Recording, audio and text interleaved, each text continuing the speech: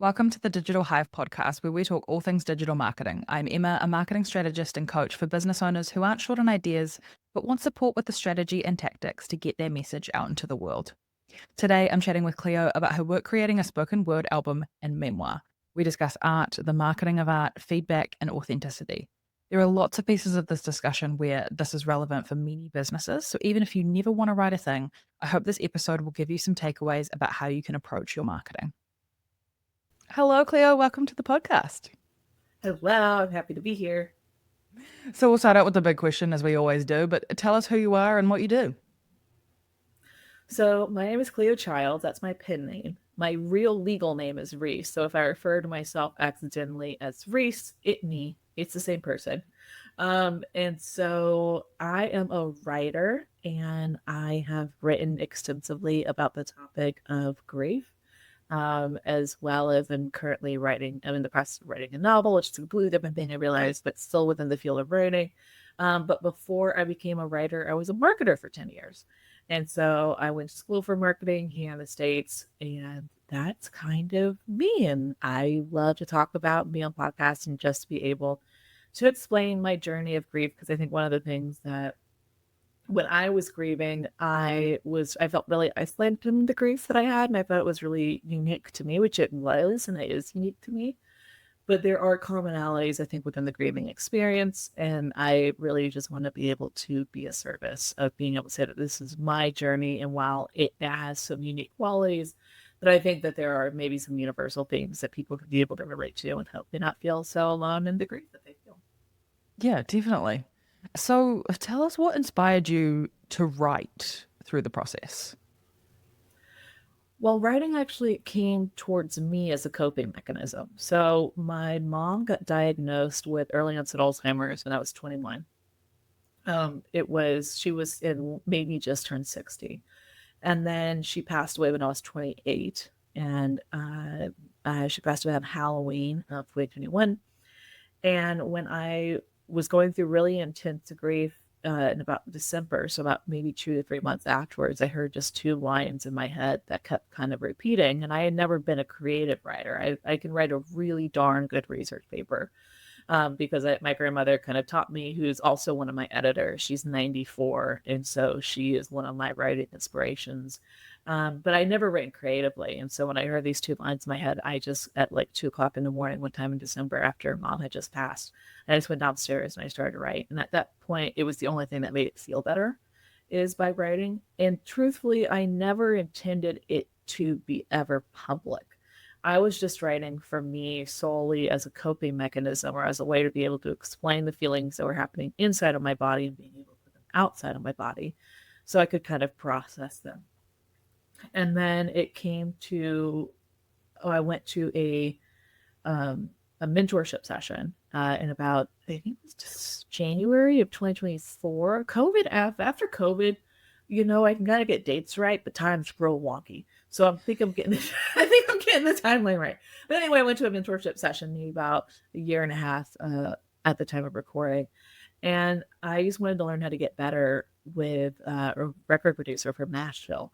And he's like, "You're great, and I'll produce you." And I was like, "What do you mean you're going to produce me? This was never intended to be public." But my mom was a helper.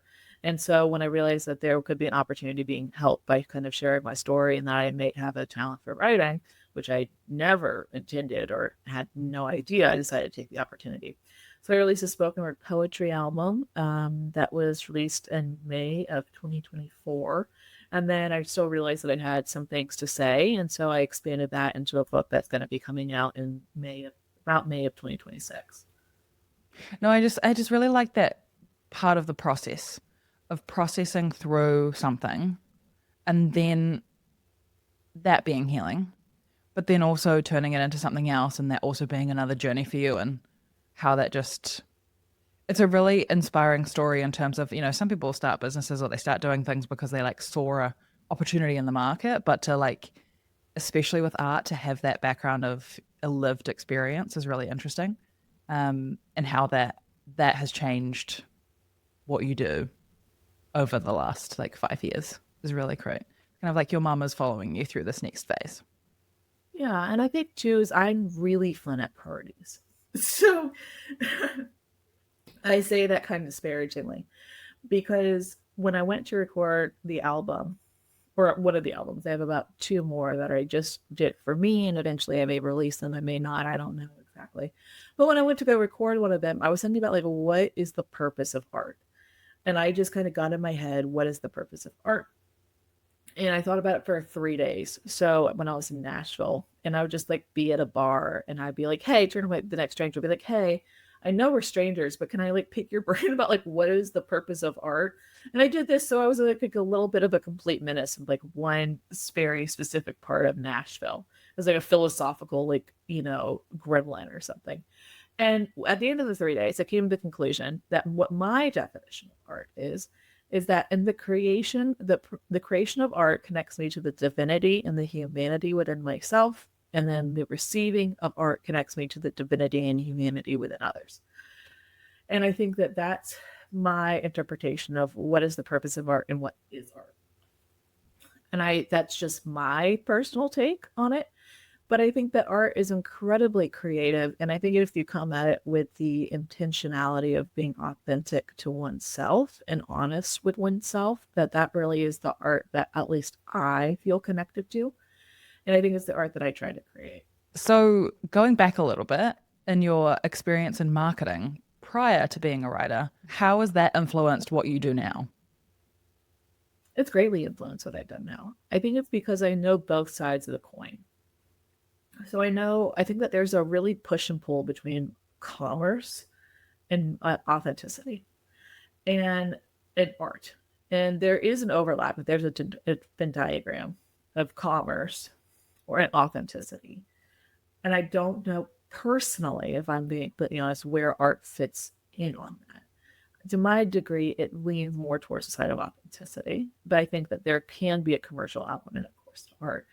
And being from marketing, I know how to market, right? I know that what is the target audience. I know what are the steps to marketing the work. But I think it's really important for me is that the art is an authentic experience that goes back to my definition of what art is. And then once I've created the art, then the marketing comes in second. But I don't put the marketing first and then create the art from the commerce perspective. I create the art from the authentic perspective and the honest perspective, and then I learn how to market the product once I have it. I think that that's been really an interesting push and pull because I know, as I said, both sides. I think that a lot of artists can go into it and they know the art perspective, and then they get to it and they say, well, what do I do with this creation that I have? Or they go in and they say, I know what else is working in the market, and then they create something, right, to be able to fit into that market space. But I think that that really personally can lead to a dilution of the impact of art if you kind of put commerce first at the beginning of it, which I completely understand though. I think it's the other thing, I'm not disparaging it, but I understand, and I just know that like what my perspective is, what I value in art is the art comes first because that is the thing that touches me by the creation and the consumption of art that's kind of done with this mentality. And then the marketing and the comes second, as well as the business component. Mm, totally. So you said that you have a couple spoken word albums that aren't released. What has led you to at least pause them for now? Is it like a contentment with the art that has been created, but you know that you aren't ready for the marketability, or like what has led to that decision of not being like every 3 months I'm going to drop one of these? Yeah, that's a lot of work. I think too, it's because I the way that I create art is which is I'm more of a Bob. So there's this kind of difference between the perspectives as a Bob Cohen type versus Bob Dylan versus a Leonard Cohen type. I am much more on the side of Bob Dylan. So when I'm creating, I kind of hear words in my head as I'm doing them, and then I write them down and I go back and I edit them. Leonard Cohen is much more of a type of like with Hallelujah, his most famous work. He worked on it for years, and I think he had something crazy like 80 verses, and he trimmed it down.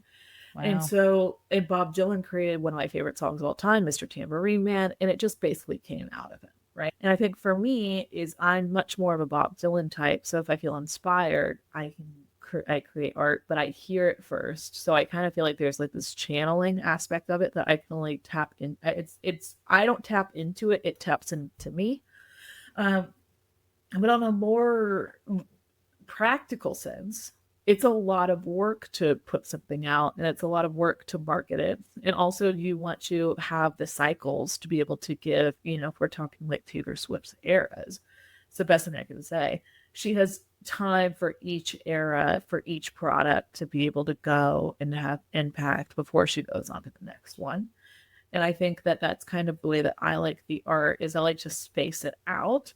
And also, I think on a personal note, is I am a very picky editor. I love to create with the freedom of creation, and then I love to go back and be very specific about my editing. And I think when it comes to why I haven't released the two projects, I'm looking back at them and I think that it's just not time yet. Or I can't figure out what is the purpose of them necessarily, not necessarily the purposes, but where are they going to land to have the most impact? And also, I'm still being able and wanting to talk about grief right now and kind of keep that conversation going. And I'm really enjoying this section of the art that I'm creating, particularly because I have a spoken word album that came out last year. I'm kind of in the year talking about it, and also being able to talk about the book that's coming out, and the book will come out next year, which will be a continuation. And I just have these in the pocket, in my back pocket, to kind of be able to add to a new conversation. But I'm kind of really happy about just sitting in the pocket and allowing the space and time for the conversations about grief and about art and creativity to be able to come to the forefront. And that's kind of why I think if I'm making it conscious, it's really been unconscious. So if I'm working through like my conscious decision while I'm doing it, I think that that would probably be my answer. Yeah.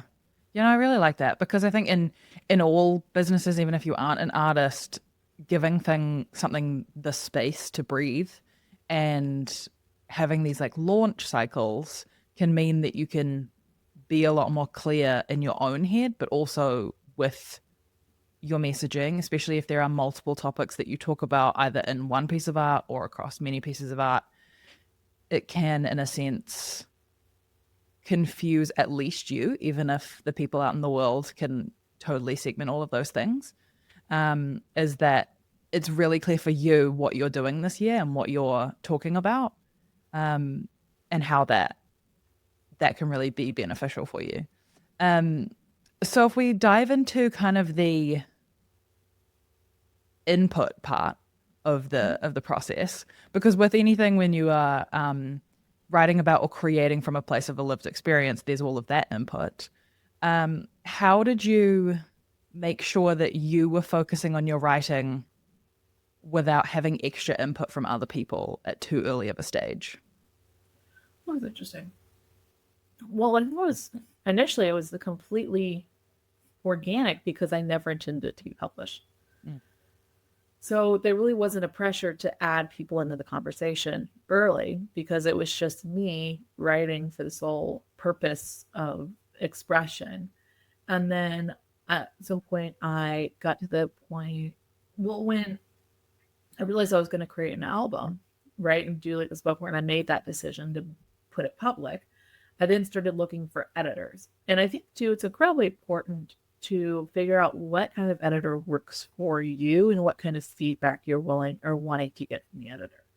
I think that that took a little bit of time to figure out, if I'm being honest, because one of the things that I came across an editor and they were highly recommended, or they had a lot of credentials, seemed great on paper, and they didn't get it right? And they were just trying to kind of mold it into something that was more along the vision of what they could comprehend it to be rather than what the art was intended for. And so I was like, this is not the person that I'm wanting to work with. I just, this was very early in the process. This was like the first editor I reached out to, but something didn't sit right. So I kept searching. One of my editors that I came across is Mary Gaucher, who's a Grammy Award nominated songwriter. And at this point, I was really inspired by songwriting. And what I had her come in as the editor for is she taught me about how to do truth telling within the work of art. And she would go through, and she would not be really big on structure. I had a structural editor who helped me figure out structure and rhyme schemes and how you implement those, because I was really inspired by songwriting. So I know a lot of songwriting input very beginning for this book word poetry. But Mary Gaucher taught me how to really be honest with myself within the work in a way that I was not at that point honest with myself. So, like, for example, I still had a little bit of ego, which is, I think, fine to have ego, but I had ego in the sense of I would choose something because it sounded good and I knew it was a good rhyme scheme over it being authentically honest. So there was a line that I had in I'm from the South, so I said the word horror, which is the word HORROR, which I've heard can also be said horror. And you could tell, like, if you're looking on video, I'm having a very difficult time saying the word horror because it just to me sounds very weird. So I say horror.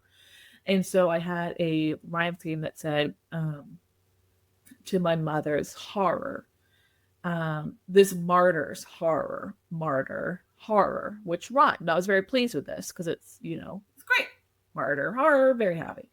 And then the first time I worked with Mary, she goes in, she's like a heat seeking missile. She finds this line. She goes, "Did your mother see herself as a martyr?" And I went, "No, Mary, she didn't." So we had to delete the line.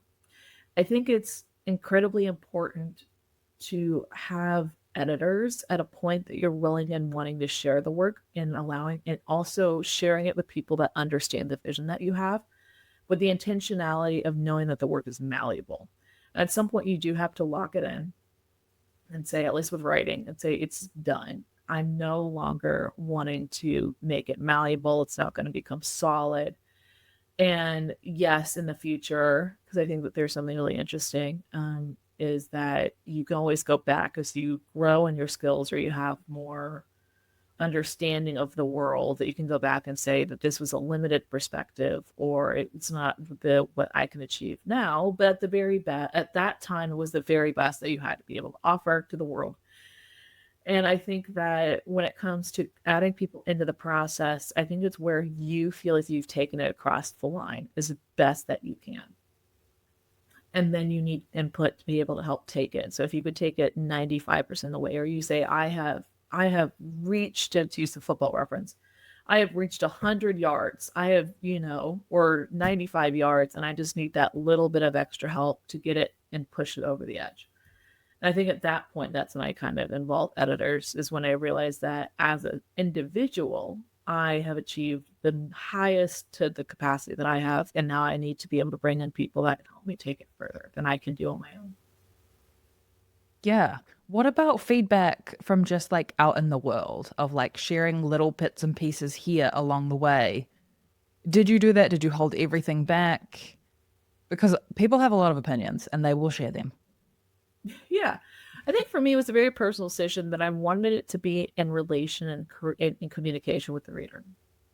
The first draft is always for me, and the second draft is for the reader. That's how I see it. So I knew that I wanted it to be clear and concise for a reader, or I wanted the perspective to be clear, and I wanted to figure out where there was muddledness from the perspective of the consumer, which was my reader. So I did a lot of beta reads. And the reason why I did the beta reads is because I wanted to figure out where were people not connecting to the work and what could I be able to do to make that connection stronger, or also how is the pacing of the work. So for example, how was the structure of it when it comes to literally structuring, because it's a series of vignettes. What was the flow of the vignettes? Did it feel rushed at some points? Did people feel disengaged? Did the order feel correct? I actually switched up the order based off 3 pieces of reader feedback. I switched up something at the beginning, I switched up something in the middle, and I switched up the ending because people said that they were no longer interested in it. And so I'd go back and be like, oh, that's not good.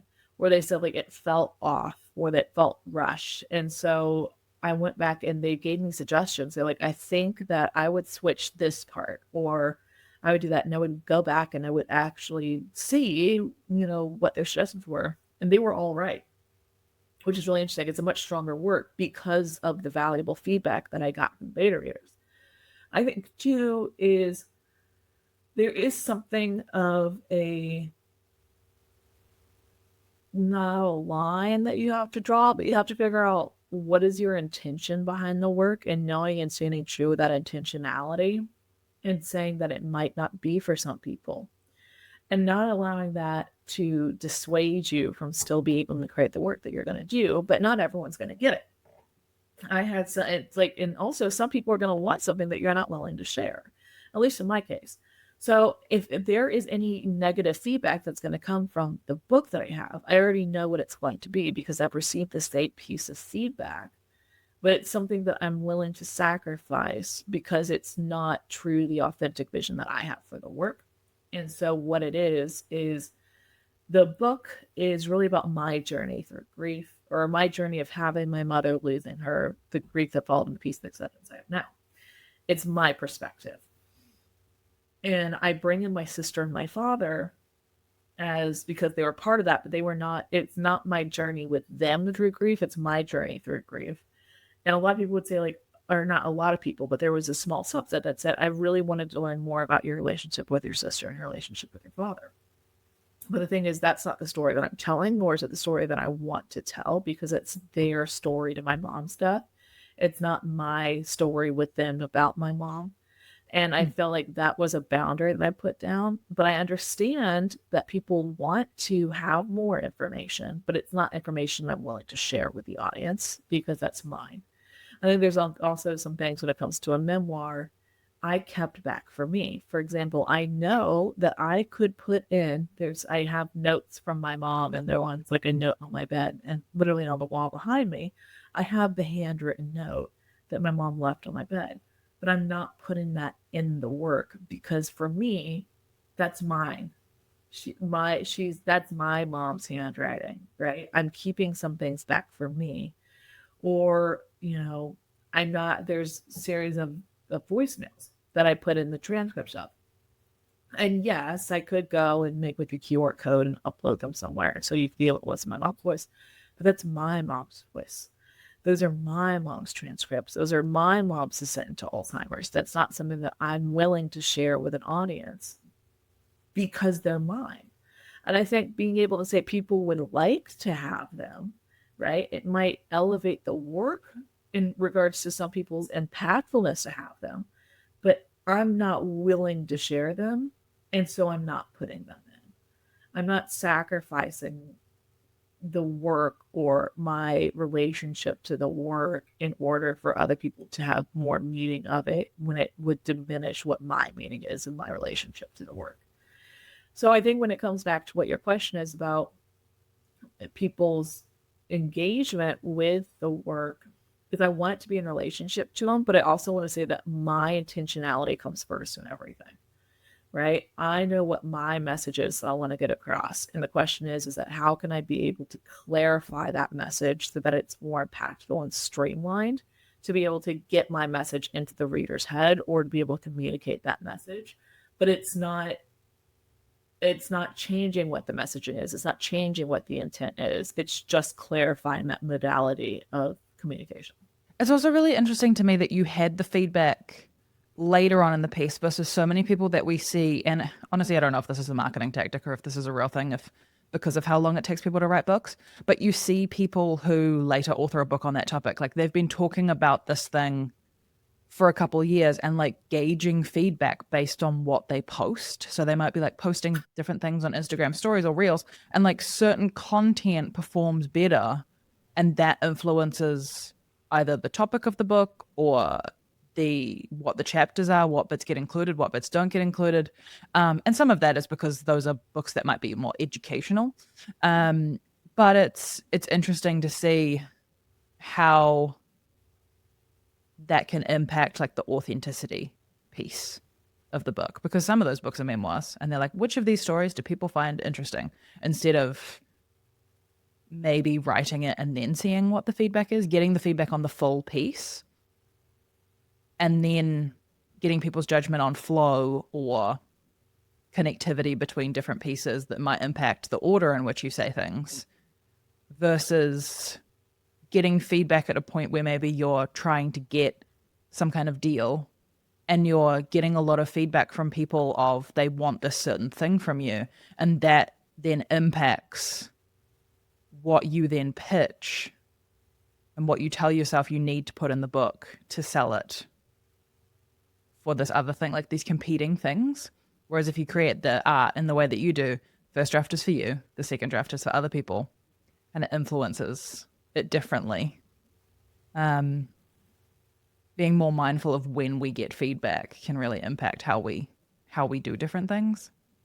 So I feel like with this, you had a quite, it may not have been that easy, but you were able to retain your voice throughout this process versus prioritizing the marketability. So when did the marketing piece come in? I think the marketing piece comes in at the end for me.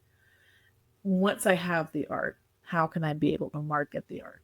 And when I say market it, how can I be able to get it to the people that I think would be benefited by it, right? So I think it's also a very, for me, I created it for two reasons.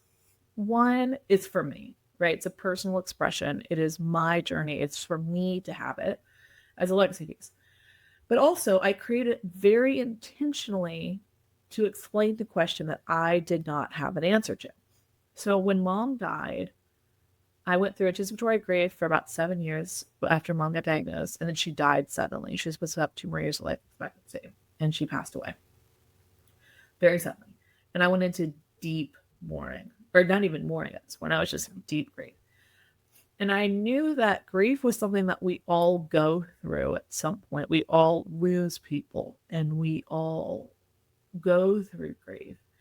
And I knew that there were a bunch of grief memoirs and grief workbooks. And I know this because as soon as mom died, I went on the internet and I bought all of them because I used my defense mechanism was my intellect. And I thought if I could intellectualize my grief, I could be able to understand it and I could be able to move through it and move past it. And then I could be able to go back to my normal life.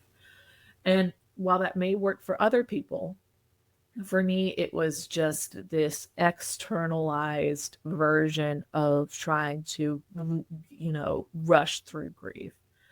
And it really actually was contradictory to my growth, or not my growth, but like my healing process. And I had a question, which I read all these freaking memoirs, and I could not get the answer to.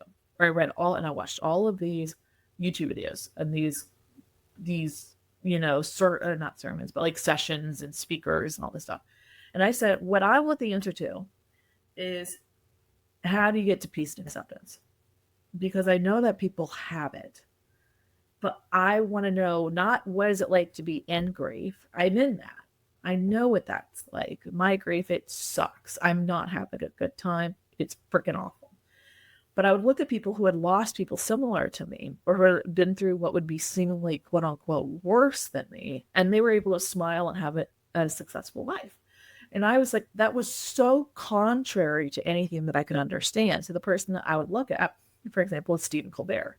Stephen Colbert, the late night show, also from my time, the Colbert Report. He's talked very openly about his journey and his personal journey, but also his grief journey. And a really great interview with Anderson Cooper that came out right around the time that I was grieving. And what I didn't realize is that Stephen Colbert, he had 2 brothers. He lost his dad and 2 brothers in a plane crash. And that was when he was really young. And I thought, how devastating that is. But then I look at this man who has all this insight and all of this peace and acceptance about the deaths of his 2 brothers and his dad. And I said, but how do I get there? I know what it's like to be in grief, but I want to know how I get to the peace and acceptance. Like, what is this? There was like this canyon that I could see between my grief on one side and peace and acceptance on the other. And I had no clue how people traversed it, no clue what the travel path was like. I just knew that some people were on the other side. And now that I have peace and acceptance about my mother's death, I wanted to go back and make and connect those dots so you could understand the emotional journey about how someone did navigate into peace and acceptance. also what for me peace and acceptance looks like, because for me it's very different from what I thought peace and acceptance would be when I was in deep grief, and to realize that it's just acceptance, right? It's, and from acceptance there is peace. About what I wrote in a poem one time, that's really my synthesis around the entire project and my thought process about grief, which is it is there's no moving on. There's just moving with. I remember what was. I accept what is. If I could put my entire canyon, right, traversal process, that is how I got to peace and acceptance. And when it came to the intentionality as to why I did that and how I had the beta reading feedback and why I didn't lose authenticity to it, and why it's because I was so convicted into what I wanted the art to do. And I knew that I was answering a question that I had when I was in grief, that I must not be the only one. Because I feel like there are commonalities between human experience.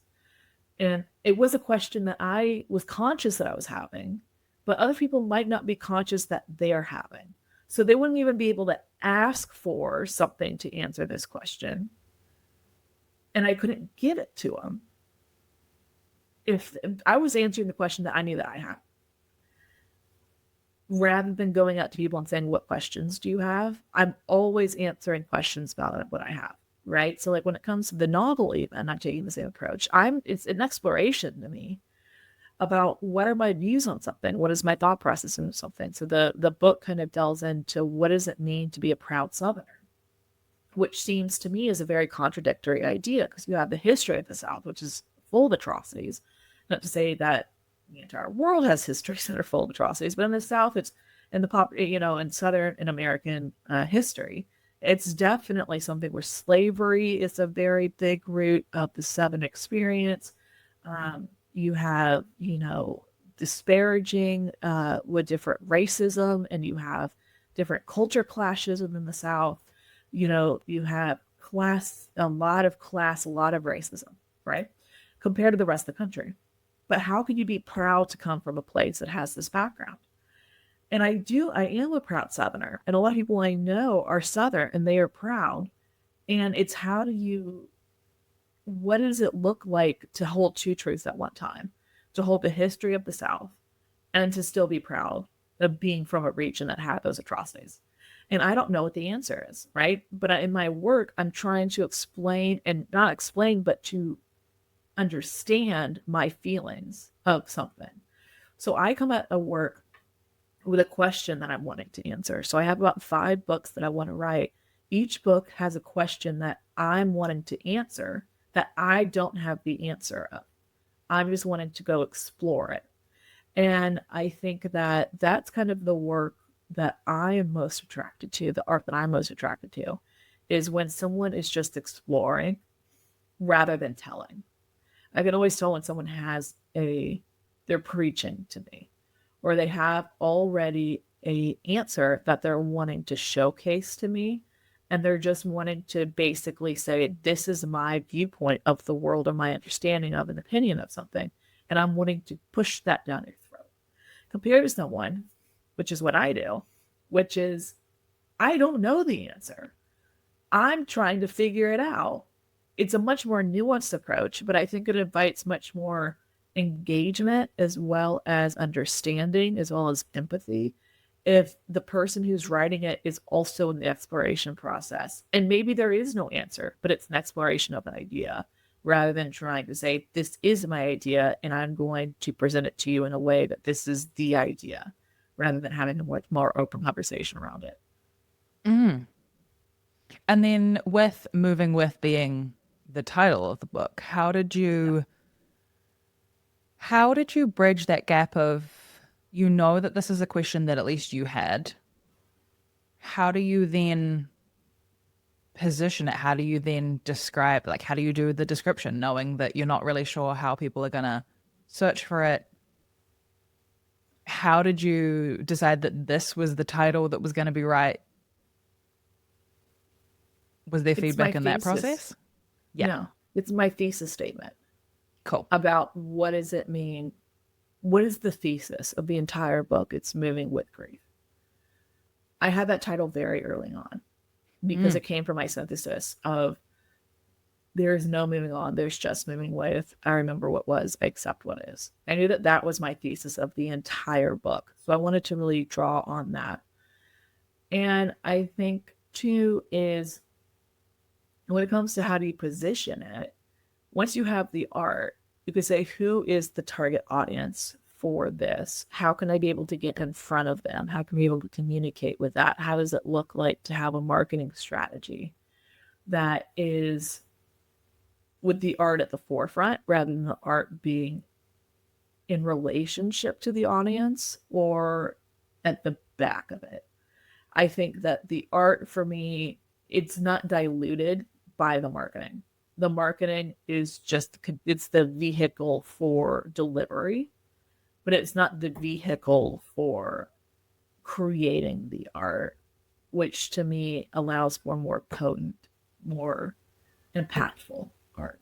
I think that, like, for example, I came across a group that is it's my new favorite artist. I'm very excited. I came across them 2 days ago and I love them. Coast Contra. So I've gotten really inspired by a lot of different styles of writing, and they are a hip hop group, and they are like modern day. It's four amazing gentlemen, and they are some insane lyricists. Like if you go back to being like, holy cow, Lido, these guys can write. I should say men, but what I digress. And I came across them and they did the same thing that I'm doing, right? Which is that they create the art in a echo chamber or echo chamber.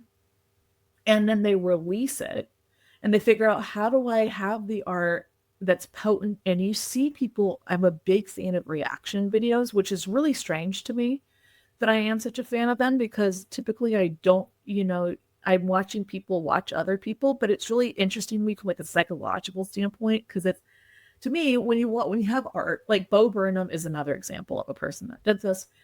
When they just go and you have people and you can watch their experience of connecting to art, is one of the most inspiring things in the entire world, because you get someone's unfiltered reaction to art and you go, wow, their art made a difference on this person. You can see them kind of go from a skepticism to being like, oh my gosh, to being like completely blown away. They're now changed because of the art that these people put in front of them. And like Coast Contra, Bo Burnham, what they did is they had the art first, then they had the vehicle of delivery, and it's a lot of it, like for example, is online. I think that that's definitely, you have your tools, why would you not use them as marketing tools? But I think that, when it comes to like moving with, I go on podcasts to talk about it, but I would also go on podcasts not to talk about it, but it's also a byproduct of the marketing, right? I think that's, if I'm looking at marketing, I would say that the goal is to kind of be like a subject matter expert in the field of grief. So how can I make myself a subject matter expert?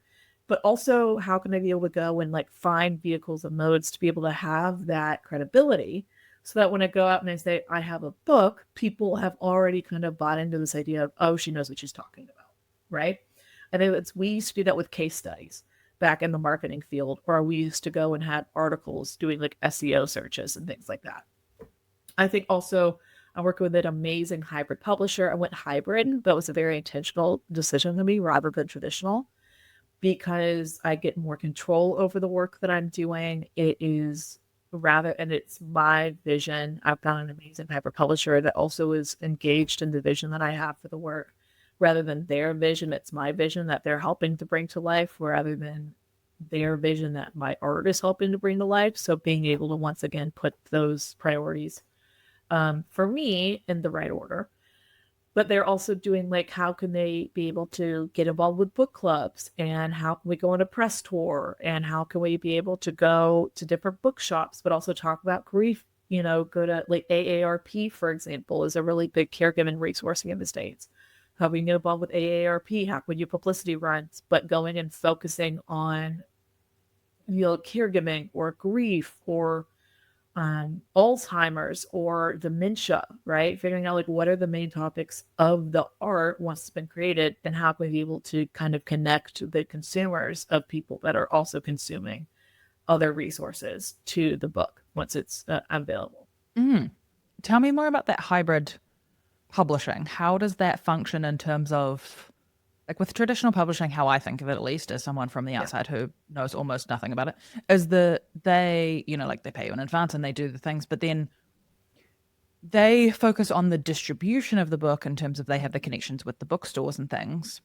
But for the most part, they often expect you to do all of the marketing yourself. So if you're going to do a podcast tour or a book tour or anything like that, often you would still be expected to do that anyway. But they are the vehicle of, like, old media in a way, of like they have the connections of those types of things, and that's the benefit of that. But it sounds like they're helping you with more of the connection piece afterwards as well. So how does that function? So hybrid publishing, you have to pay for it upfront, but you retain much more percentage of the royalties. Mhm. And also you retain creative control, at least with the agency that I'm working with. Warren Publishing out of South Carolina, I believe. They're insane. Highly recommend. But that was really important to me is I looked at their marketing strategies because I got accepted. You have to apply once again or submit your work to private publishing just as you would for traditional publishing. I got accepted into like 6 or 7 different hybrid publishers. And as a marketer, one of the things I wanted to know immediately was what is your marketing strategy? Because I knew what I would do and I knew and what was also your expectations. And Warren Publishing to me had the most, or the one that I could understand it best, of marketing strategies where it made sense to me. Where I go, okay, you already have the connection to bookstores. Granted, it's not to the same extent as the distribution of traditional publishing, but I also retain all the rights to the work. So it's my work. I have a higher percentage of royalties. And I liked how they had a very heavy in person viewpoint into the art. So a lot of people would go and they would say, "You can make you like an Amazon bestseller," right? And a lot of the ways they did that is by playing the system in regards to the algorithm. And I was like, yeah, but I don't really care about the label. I don't really care about the title. I want it to be a substantiated long piece, a passing piece of work. And so what Warren Publishing did is they said, we can't guarantee you that title, but we can make sure that the work is going into places that make sense. Like it also gave a in-person bookstore approach, which a lot of other traditional or hybrid publishers that I looked at did not, where they could go and I'm having it illustrated. So I knew that I really wanted it to be able to be something that people could pick up, they could see, fall in love with, and then purchase. But I wanted that tactility of being able to have that. And the way that you do that is by going into bookstores, and they already had these relationships with other places. Also, they have already had a very successful run with a memoir that is very similar to mine. It's different, but they had a parallel product that I saw how they marketed that product, and I felt very secure into what they were doing with that one. So I knew that parallel to my book, they already had a playbook that they could basically go off of, and they could be able to bring that same success over.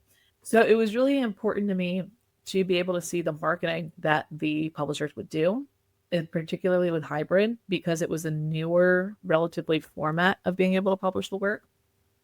But I looked at their marketing strategy because I was like, I can understand this. I'm very knowledgeable. I know how I would go about doing it. But also, what is the responsibility you have to market the book? What is my responsibility? And how can I be able to support the work, but also not be the sole vehicle for marketing the book? Yeah. It also just sounds like it came from more of an authentic place than, I am always skeptical of people who are like, I will guarantee you XYZ, because you actually can't do that. And so I'm like, No. how are you going to do that? Are you just going to buy a certain amount of books and put them in a storage locker? Like, how are you going to achieve that? And I think, I mean, I know of there's certain lists where there'll be like an asterisk next to it.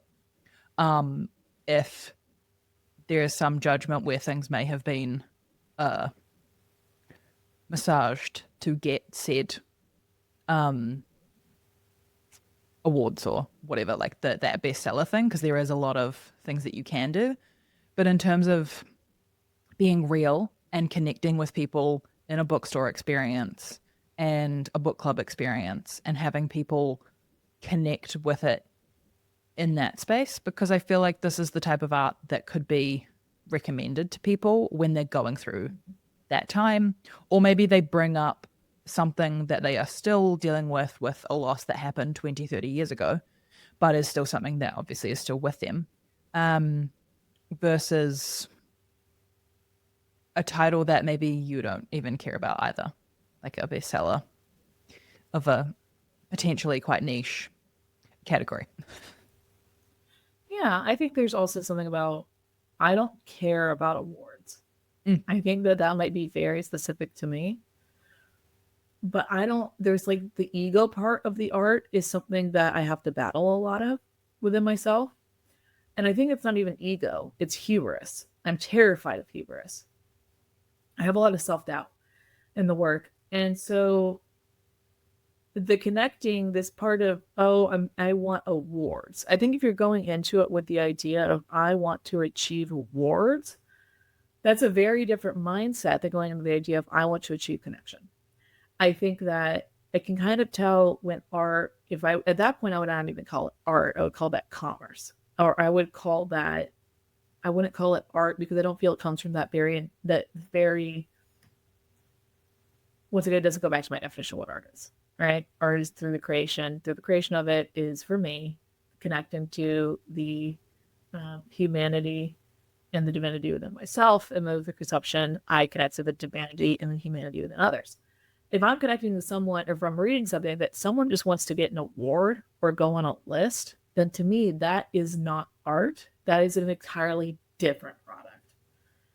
And I think it's a different, well, I can kind of smell that. I think that also one of the things I'm really glad I started off with a grief book or a grief album and a grief book is because I can smell bullshit a mile away. And that was a gift that was given to me in grief. Grievers can smell bullshit a mile away. They can smell if something is false. And it's like this weird superpower that you gain after grief because everyone is bullshitting you. Not everyone, but there's a lot of bullshit going around where everyone's like, I don't know, I'm really sorry. And you're like, are they like, there's all this stuff about how are you feeling? And you're like, I feel like shit. I'm going through grief, my mom died, and people get uncomfortable with that feeling. And you're like, okay, so you're not safe.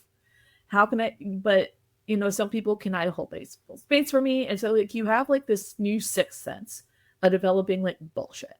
And I did not want to bullshit people in grief because I knew they could smell it, right? So I didn't even have the opportunity to do that, and that's not something that necessarily is the thought process that I feel like goes into other pieces of art, if we even want to call it. I will start with books, but some people I can smell when they just want an award. I can smell when it's not coming from a place of authenticity. I can smell when they are just putting in it for, they either have a deadline, they're assigned to a contract. It's not meant to be, it's not intention, it's not authentic in its intentionality. And that's not what I want to consume. It's also not what I want to offer, right? If I have like a product that I'm offering, which is my art, I want to offer a genuine experience when I'm genuinely asking these questions. I've genuinely tried to make it my best. And it is a genuine attempt at connection rather than me trying to genuinely get on a freaking list that and I listened to like this podcast and I'm like, or this video, and they were saying, the best sellers of the 70s, like who even knows what the best sellers of the 70s are anymore? What you connect to in the work that lives on is the work that is like, John McCarthy. I think it's John McCarthy. He wrote The Road. And so he wrote Blood Meridian, right? That was around the 80s, I think. Or you look at Stephen King, or you look at like these artists that have longevity. I mean, I'm a big fan of Victor Hugo. I need to read War and Peace. I watched the miniseries and all this stuff. But you look at Tolstoy, and because they're not giving a product, they're giving a question into humanity that are eternal questions. What does it mean to grieve? What does it mean to go through peace and acceptance? What does it mean to lose someone? What does it mean to be brought to the core about that? I think it's that I'm connected to art that connects me to my humanity. And that's the art that I want to give. And I think that once again goes against this idea that I think is kind of prevalent now, which is connecting to commerciality. Because that is not have staying power. That is not have connecting power. And I really have, it's not necessarily that I have an issue with it. I understand the desire to do it. It's just not the way that I choose to do it. I think it's also a very intentional decision on my part.